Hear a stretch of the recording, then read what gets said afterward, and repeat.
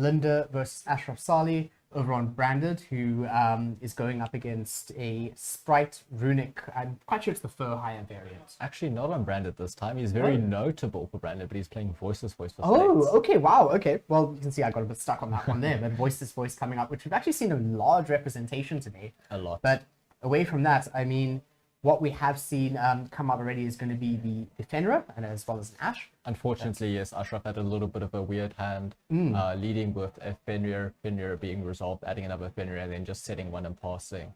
And then Finlander starting off with a Runick flashing fire to summon the Hugin, discarding a Spright Jet, which was met by an Ash Blossom, and then followed by Destruction to destroy the set ritual spell, and then Jet to special summon since he now controls a level 2, which then added the starter to his hand, and this is where we currently are in the game. And I must say that this is actually a deck that I played for quite a long time, what Ben Linda's currently on. Oh, I remember. Yeah, I absolutely love the deck. I know for a fact I didn't play it anywhere near optimally, so it's going to be really cool seeing someone who has a lot of reps on it take it on. And so unfortunate for Voiceless Voice to just kind of end on a Fenrir, though. That's I mean, Voiceless Voice does have consistent issues, but we do see starter summoning blue here. Blue effect going to add red just to try and edge out the Fenrir. What this will probably do is prompt out Ashraf to use the Fenrir immediately. Maybe he's just thinking about it. It is basically the same thing to have your Fenrir either get rid of a card or be negated. It's the same thing realistically because they are tributing a monster. But looks like we're going to summon out red quickly.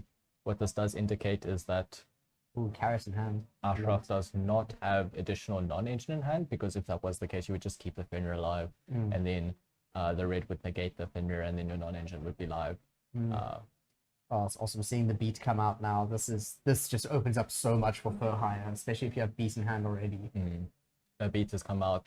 The carrot is also on the field, protecting the Gigantic Spright from spell trap effects. Gigantic Spright effect, detaching the Spright Jet, probably going to summon a Rex for hire being able to fetch.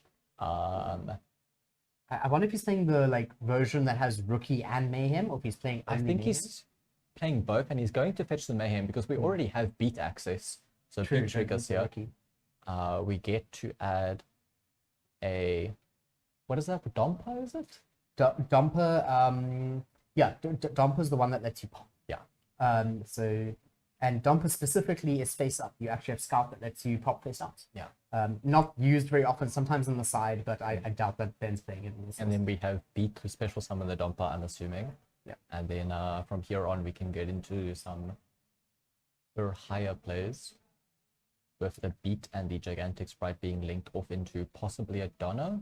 Yeah, I imagine it's Donna coming in, but could always be something else. This is okay. I love this play. This actually allows for so much further extension, but it depends what bodies are going to be. I mean, taking the Dumper out, but you have the Mayhem, right? So you have a way to get it back later. Yeah. So Donna effect can attribute itself, summon back the Dumper and a Rex, and then Dumper will trigger to destroy the Fenrir. Chaining Seraphis, so Seraphis could negate and destroy the Dumper, which I don't think you really want. I think this prompts a red activation, in my opinion. Then what's he gonna send for red? I mean, well, tribute. I imagine he tributes the Rex for that. I'd imagine so, yes. Then again, Lets it through. He clearly values not losing to something like maybe Bastiles. I don't really understand the point of not negating here, but maybe I am not clued in. Yeah, especially passing without a single card in hand. That set is Mayhem. We know that for a fact. So it does give him a single pop. He has a way to link off into Folgo. And linking off into Folgo here is massive because then it has protection from destruction effects, thanks to IP's effect. Absolutely, yes. And that's huge. Unfortunately, though, this Fenrir is threatening a lot. What I would have probably liked to see is we go into Folgo first, and then we Mayhem for the Dumper. Yeah, I think just you don't want to have IP and then resolution. I forgot that Dumper triggers when a for hire. Yeah, for hire is the field. Yeah. So this clears the Fenrir anyway, and then just. Oh, and that's a very quick scoop. Oh wow. I I mean, just think it's a case of the Voiceless Voice Yeah. player Ashraf not opening enough engine to be able to have a proper first turn and then having to deal with multiple interruptions on the following turn. It's very rough. yeah, and so now Ben up one for this going in, and these siding patterns that we could potentially see come out can be very interesting for this.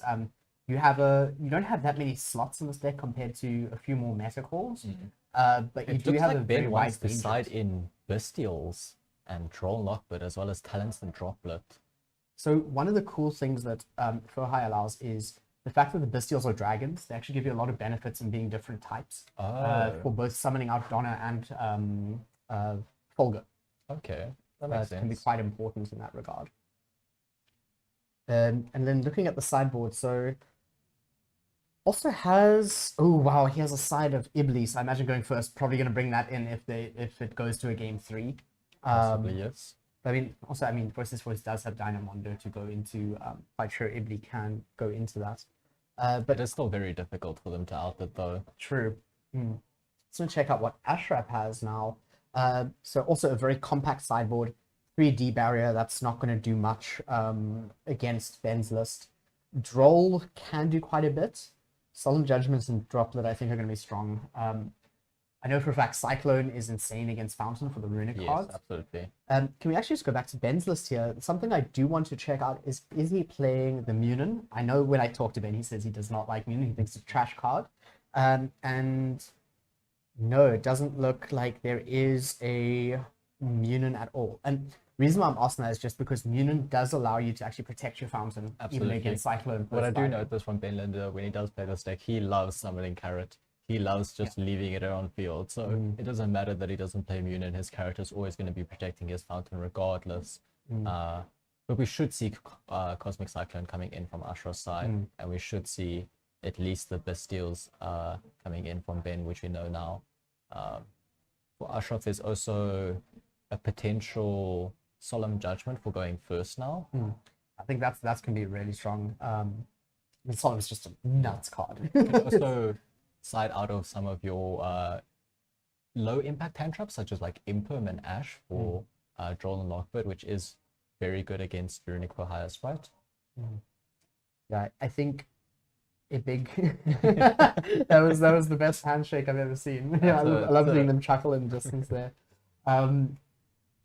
But okay, so he's got the Ashy. Is that the Droll over there? Is the second card in hand for Ben? I think it is.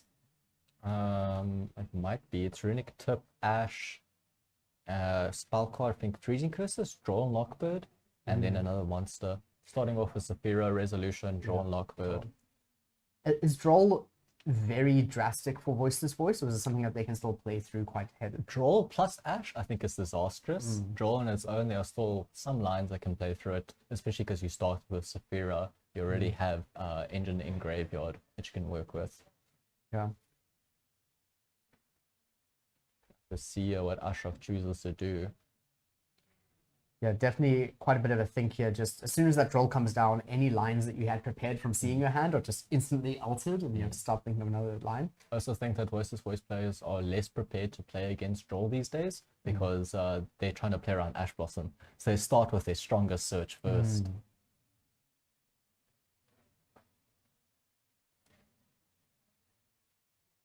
So Firo being banished here to ritual summon the Skull Guardian by triggering the Seraphis in hand. Skull Guardian cannot add from deck to hand at this moment.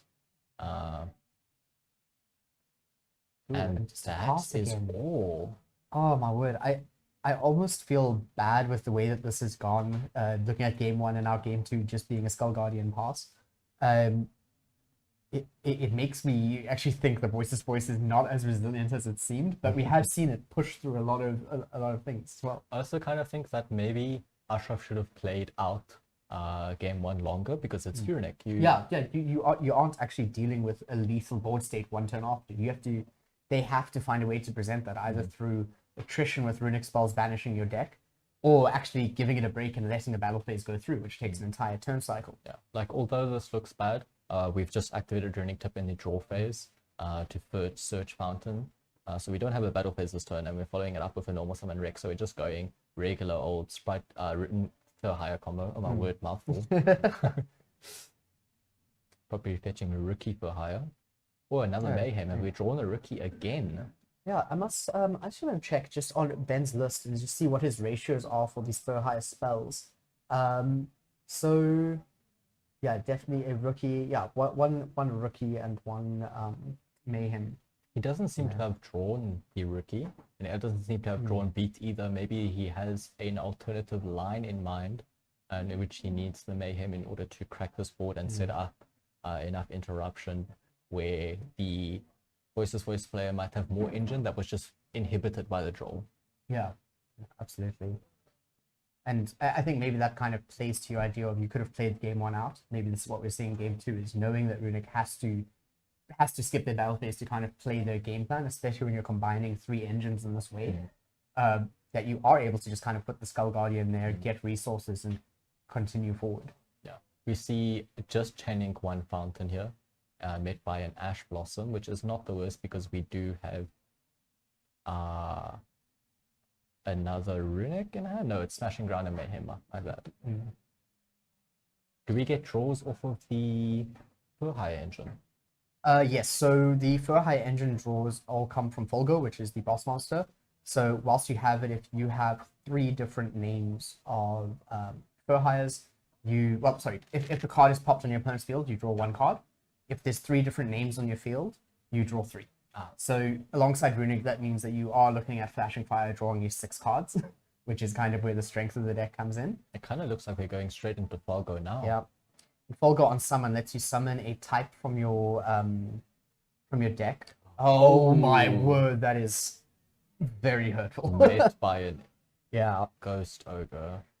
You still get to summon the monster. You should still get to summon, and the summon clause is quite interesting, where you have to summon from your deck, and it has to be a type that wasn't used in the summoning of Fulgo.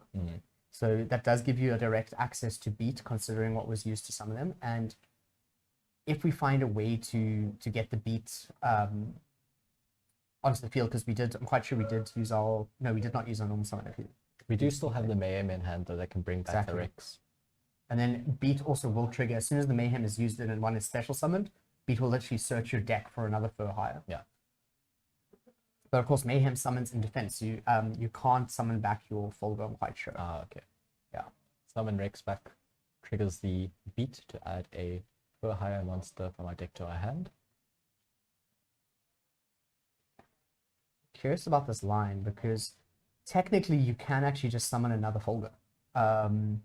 It really depends if Ben's playing just 1 or 2 in the list. Only 1 Fulgo in the list. So you're not going to be, unless you find a way to get that out the grave, which can be quite difficult. I'm actually not sure what the route would be for that. Can Donna not bring it out of the grave? Yes, Donna can. You're correct. Yeah, Donna would be your way to bring it back. So the line here would be like Beat and Rex, or Rex and Dompa, sorry, or we're just going Gigantic Spright. That also works. And this unfortunately locks out us from Donna bringing back. Yeah, because Donna's a link 3. Yeah. So it does. Fulgo is a link. Fulgo. So yeah. I like how both of us made the mistake, but together we got the correct information. Mannequin Cat here. Okay, Mannequin Cat's one of my favorite cards in this list. It is so insanely powerful. You're playing multiple attributes. Your opponent summons a monster, and then you just get to extend quite a bit most of the time. Mannequin Cat effect here. Summon the Ash Blossom, and then we get to summon a fire we get to target any monster they control, so we get to summon any light monster from our deck. Yeah. So that's the interesting thing is I feel like players often forget that Mannequin Cat does have a first effect, because usually you're only using it for the second one that triggers. I'm pretty sure anyone who played Kashchira format would remember. Fair point. Absolutely. Okay, Raphael comes in, which does let Ben look at the top cards. Rex managed to bring back the Fulgo. Yes, there we go. Okay, and then because of and then we get another Runick as well if we want. Yeah. So what Raphael's going to do is it lets you look at the top cards of your hand and add any card from them, but it is to the amount of other Fur Hire names that are on it. So you can look at 2 cards, bring in the Flashing Fire. At least we now have Runick engine again. And it's the Flashing Fire, which is even better because it will trigger the Fulgo. Yeah, I mean, the Flashing Fire goes insane now. Skull Guardian not protected by destruction effects at this point without the barrier and the low. And the destruction here, okay, it would have drawn 3. Losing the Raphael means that we need to actually go into something, but probably Donna. And Donna, then we bring back the Donpa and the Raphael, I assume? Yeah, and then Dumper pops, and then we get to draw 3, and then you're still fine on Runics. Like, I think Flashing Fire was actually one of the names used previously, so that's probably why Ben can't use it now and has to go this way. But Well, the fountain has been negated anyway, so you would only get the Flashing Fire effect and draw 3 on the following turn anyway. Yeah. Absolutely. Dumper effect targeting the Skull Guardian. Destroying and then trigger Folgo, and we get draw 3. Oh, wow.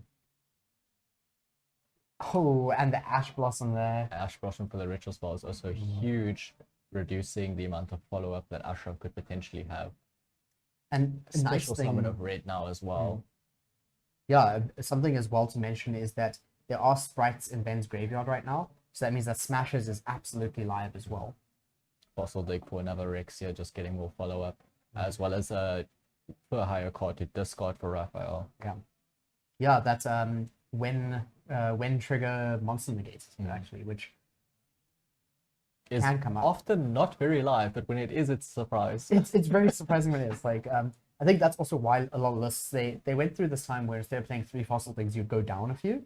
Either you'd be playing 1 or 2, and then people are kind of like, no, it's too good. Even like sideboarding, you're bringing in Wiz sometime to get a spell negate. Ooh, we hard drew the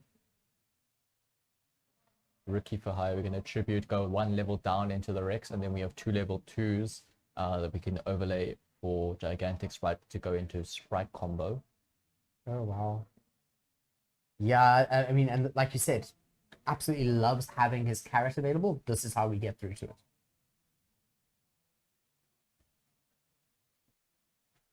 I guess the only concern is that the Domper, you can only get that in your next turn now because Donna is, it's not a quick effect. You have to do it in your main phase. I think Ben Linda is absolutely fine with that. I think he just wants insurance right now. So summon blue. Blue is going to go fetch carrot, and then he will probably turn the Gigantic Spright and the blue into an SP Little Light to get rid of the Skull Guardian in the graveyard. Oh, and that's huge. Just remove all of the options that Voiceless Voice has. They have to start pretty much from 0, where... Ooh, Raphael. Okay. Into an IP, okay. So we're just setting up. A special the carrot. Turn those two Okay. into Oh, geez, we are just extending. Herald of Pure Light, being able to add back any monster in our graveyard. Add back Troll. Oh, my word. Just gonna do it a second time, you know? Wow. He's doing it for the camera, you know? Yeah. I think the crazy thing about Droll here is if you are able to get Folgo to pop something before the main phase, you're going to get the draw 3 off of that. Special Flash and Fire, probably going to get the draw 3 of Runick. And then main phase comes, your opponent tries to search for something, you give them the one pass, and then you draw them. You're up 6 cards, and your opponent has only gone up 1. That's insane. The players start, we're going to start off with Saphira yet again. We know that the draw and lockbird is in Benlinda's hand. We're going to Spright red negate, completely shut it off. So trigger Rexia, summon Raphael for another monster negate. Yeah, also lets him filter the top card. Finds another Runick, just what he needed. Yeah. Oh, a very strong play with normal Diviner though, but we do have the Raphael negate. Yeah. And then IP can link off into Donna, which can be quite useful.